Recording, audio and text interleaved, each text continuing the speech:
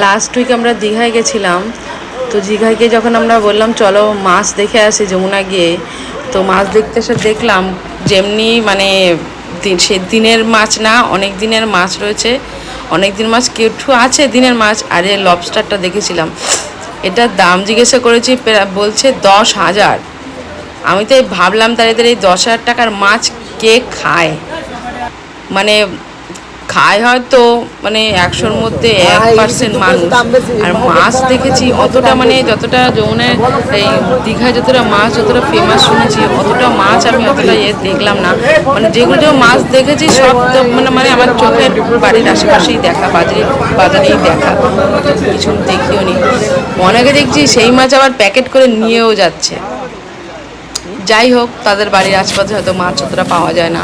এই চিংড়ি মাছ তো হামেশাই, কিন্তু এই যে এটাকে কি বলে যায় না, চিংড়ি মাছের পাশেরটা যেটা রয়েছে, এই যে লবস্টারটা দেখলাম, এটাই দেখার খুব ইচ্ছা ছিল, কারণ এটা দেখিনি, দেখলাম ফার্স্ট টাইম। তোমরা হয়তো অনেকে দেখেছো, অনেকে আছো দীঘায় গিয়েও দেখেছো।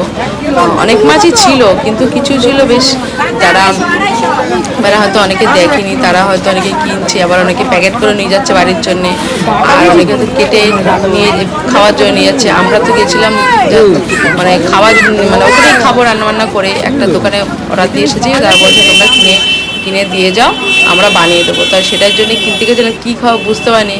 শেষে আমরা একটা কী মাছ কাটলাম, কী মাছ জন্য নিলাম, কি ভোলা যেন বলে, বেশ নামটা বেশ মনে পড়ছে না।